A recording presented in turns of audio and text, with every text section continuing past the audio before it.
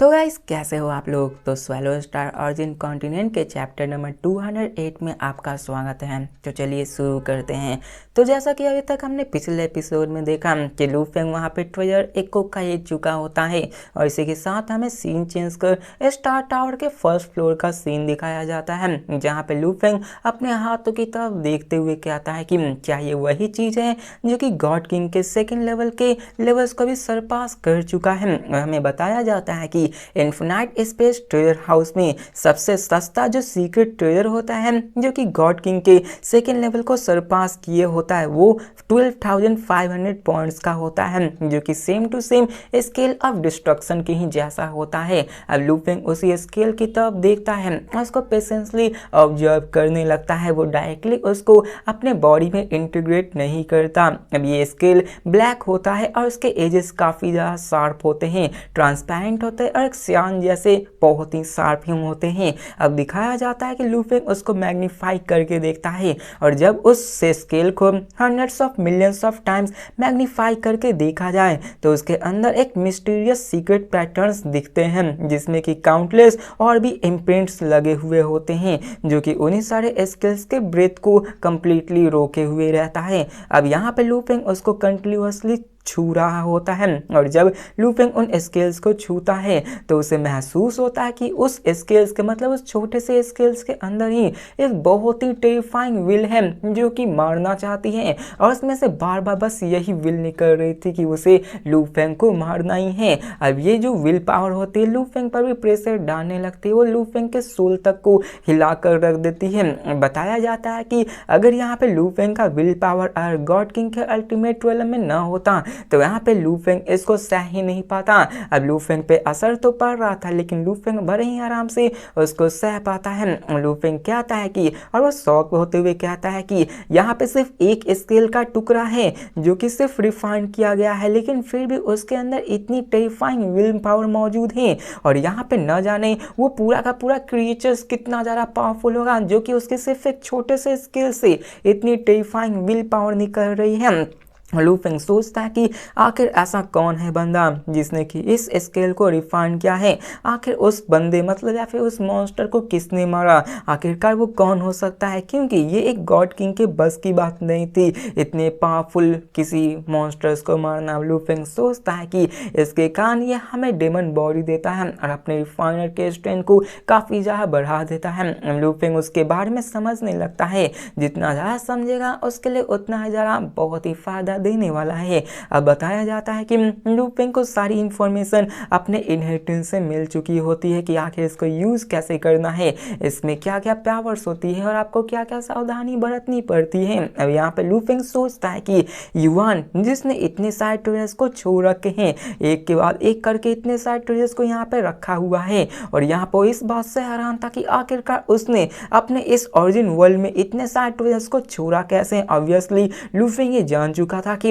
Origin world के बाहर का जो स्टेटस होगा युआन का वो काफ़ी ज़्यादा ऊंचा होगा जो कि हमारे 2 एंशिएंट कंट्रीज के एंसेस्टर को भी सरपास कर सकता है। अब ऐसा होगा ही क्यों ना, क्योंकि यहाँ पे देखा जाए तो एंशिएंट एंसेस्टर के बारे में उतना नहीं बताया गया है जितना युआन के बारे में हमें बता दिया गया है। अब ऐसा समझ लो कि युआन ने ही इस पूरे ओरिजिन कॉन्टिनेंट को बनाया है, मतलब जहाँ देखो उसके ही ट्रेजर से, उसके ही ड्रीम लैंड है, उसके ही जगह है जहाँ पे लोग जाकर उसके ट्रेजर्स को लेते हैं और इतने पावरफुल बंदे हैं। आप तो यहाँ समझ सकते हो कितने ही नेक्स्ट लेवल पे होगा।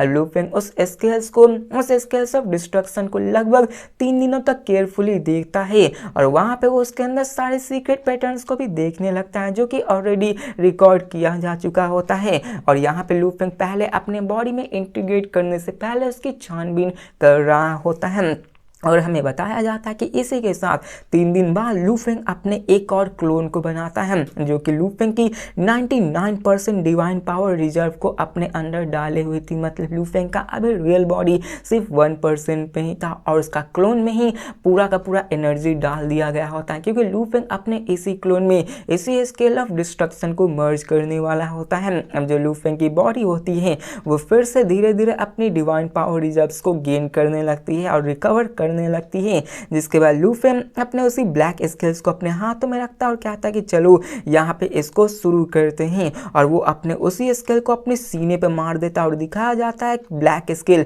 लूफेन के चेस्ट के साथ मतलब स्किन के साथ ब्लेंड होना शुरू हो जाती है। अब यहाँ पे उसको रिडीम करने से पहले लूफेन ने सारे इंस्ट्रक्शन को पढ़ लिया था कि उसको कैसे यूज करना, उसको कैसे मर्ज करना, उसकी पावर क्या क्या थी। जैसे ही लूफेन इस प्रोसेस को शुरू करता है उसकी विल पावर मानो लूफेन को खत्म करने की कोशिश कर रही थी। लूफेन के अंदर उसकी विल पावर का असर आने लगता है, लेकिन लूफेन की एक्सप्रेशन जरा से भी चेंज नहीं होती क्योंकि लूफेन अपने विल पावर को बॉटल नेक पर ले जा चुका होता है। उसने पूरी तरह से उसी में ढल जाता है और दिखाया जाता है कि वो सारे चेंजेस को कामली ऑब्जर्व करने लगता है कि उसकी बॉडी में क्या क्या चेंजमेंट हो रही है।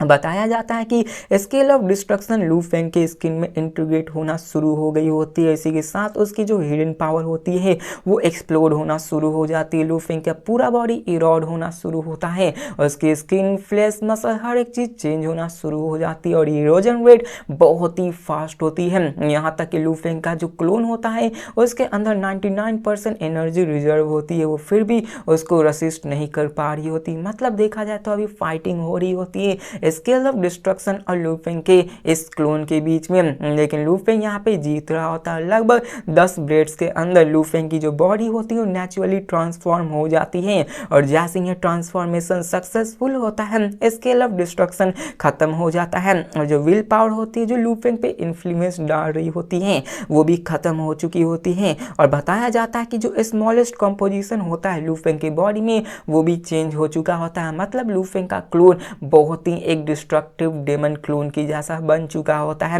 लूफेन के बॉडी के ऊपर स्केल्स आ चुके होते हैं जो कि स्केल्स ऑफ डिस्ट्रक्शन के ही जैसे सिमिलर होती है। वो लूफेन के चेहरे को भी कवर किए होता है, समझ लो तो गोल्डन हॉर्न बीस्ट के ही जैसा, लेकिन वहां पे लूफेन के ऊपर सिर्फ स्केल्स ही मौजूद है, वो उसकी तरह ट्रांसफॉर्म नहीं हो गया था।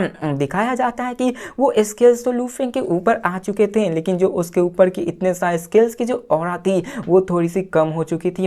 होगा भी क्यों ना, क्योंकि लूफेन की सारी बॉडी स्केल्स से ही कवर थी और हर एक में उतनी टेरिफाइंग ऑरा होगी तो यार ये तो थोड़ी नाइंसाफी हो जाएगी। लूफेन को कुछ जरा बड़ा ही ट्रेजर मिल जाएगा। अब दिखाया जाता है लूफेन की आंखें गोल्डन कलर में चमकने लगती है, उसकी पूंछ भी आ जाती है, 6 कर्व हॉर्न्स भी आ चुकी होती हैं। समझ लो तो वो इंसान के रूप में ही एक डेमन बन चुका होता है और यहाँ पे दिखाया जाता है कि ये डेमन डिस्ट्रॉइंग क्लोन होती है जिसकी स्ट्रेंथ मान लो एवरेज होती है। अगर लूफेन अपनी पूरी डिवाइन बॉडी को भी ट्रांसफॉर्म कर ले तो ये बेयरली गॉड किंग के सेकंड लेवल को थ्रेशोल्ड को टच करेगी। मतलब देखा जाए तो ये जो लूफेन ने अभी जिस बॉडी को बनाया है उसकी स्ट्रेंथ उतनी ज्यादा नहीं होती, नॉर्मल एवरेज कह सकते हो।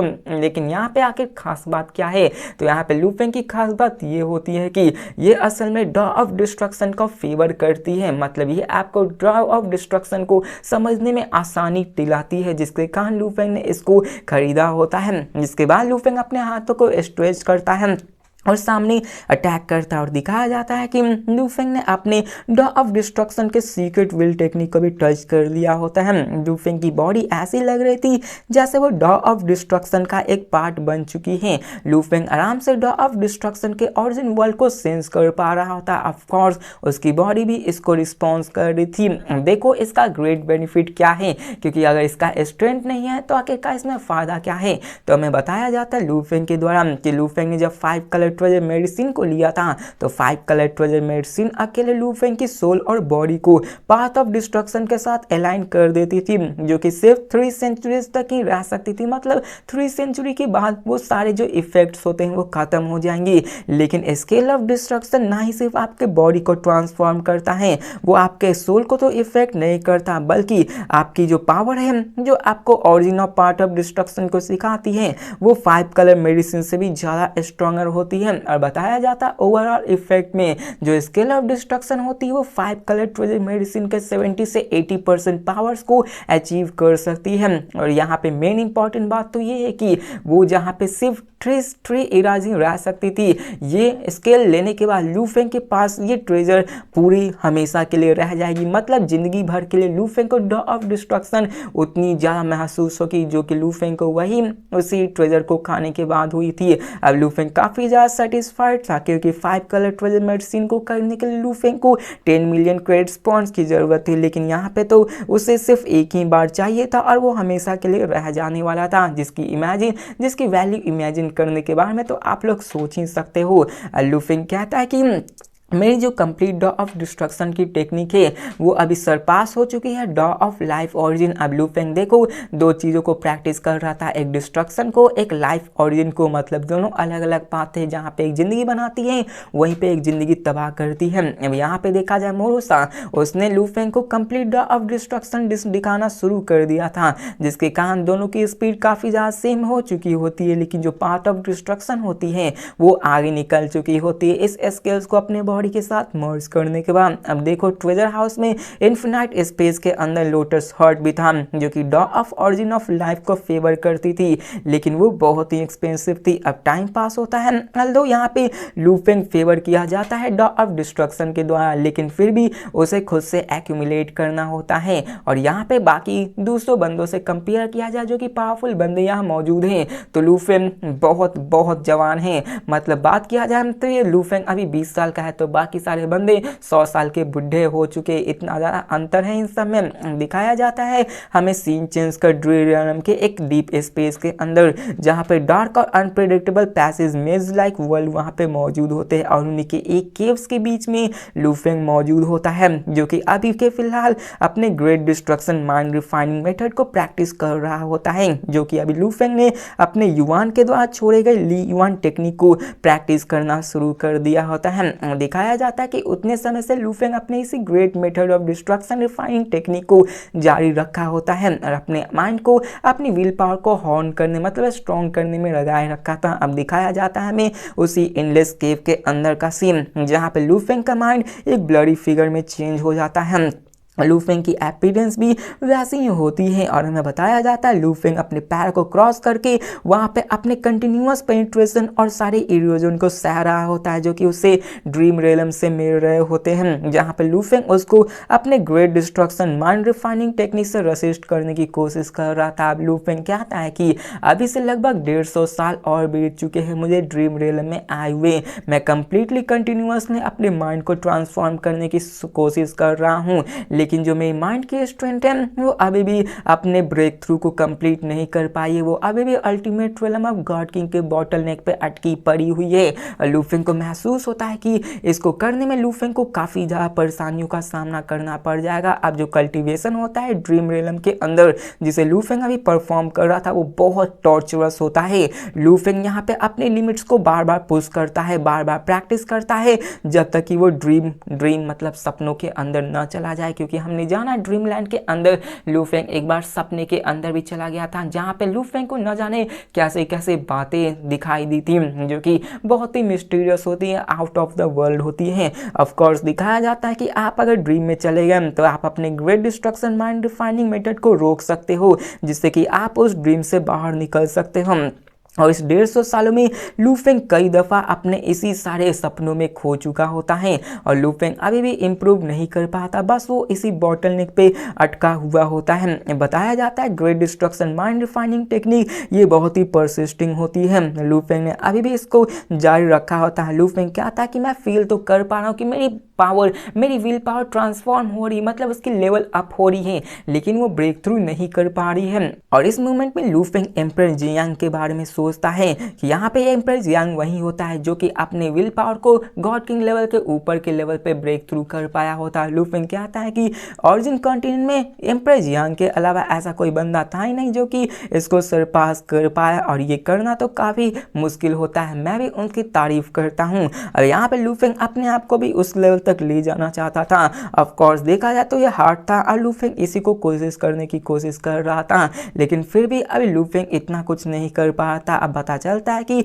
लू फेंग ने इसके अंदर अपने ड्रीम रियल में dual training of great mind destruction को चालू रखा था, लेकिन लू फेंग अभी भी डिस्ट्रैक्शन से फंसा हुआ था। जैसे हम लोग पढ़ाई करते हैं तो हमारे बीच में डिस्ट्रैक्शन आते रहते हैं, वैसे लू फेंग यहाँ पे कल्टिवेट कर रहा था, तो लू फेंग का माइंड भी डिस्ट्रैक्ट हो रहा था, लेकिन यहाँ पे वो उतना फोकस तो नहीं कर पा था, लेकिन फिर भी वो कोशिश कर रहा था। यहाँ पे हमें पता चलता है कि लू फेंग जब भी प्रैक्टिस करता वो बार बार थक जाता, लेकिन फिर भी यहाँ पे वो डिस्ट्रैक्ट न होने मारने की कोशिश कर रहा था। अभी यहाँ पे अभी जो क्लोन थे जो कि बाहर की दुनिया में थे वो सभी सेक्लूजन में आ चुके होते हैं। लू फेंग ऐसे ही कंटिन्यू करता है और दिखाया जाता है लू फेंग रुकता नहीं, अभी भी प्रैक्टिस कर रहा होता है और दिखाया जाता है कि फाइनली वो यहाँ पे कल्टीवेशन करते करते अपने लिमिट तक पहुंच जाता है। फाइनली वो एक ड्रीम में चला जाता है। यहाँ पे ड्रीम में लू फेंग के साथ काफ़ी अलग चीज़ें होने वाली जो कि आगे आने वाले एपिसोड्स को काफ़ी ज़्यादा इंटरेस्टिंग बनाने वाली है। यहाँ बताया जाता है कि लू फेंग जो इस 150 सालों में कई दफ़ा यहाँ पे ड्रीम्स में जा चुका था,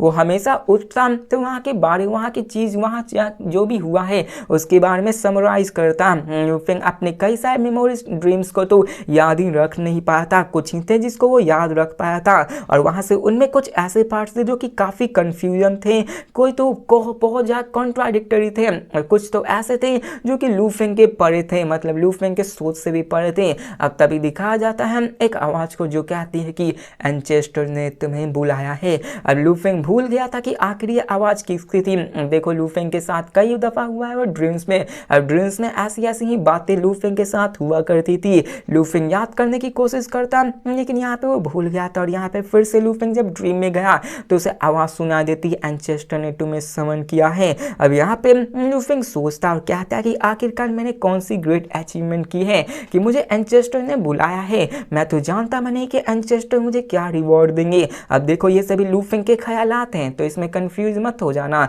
अब लू फेंग बहुत ही खुश था।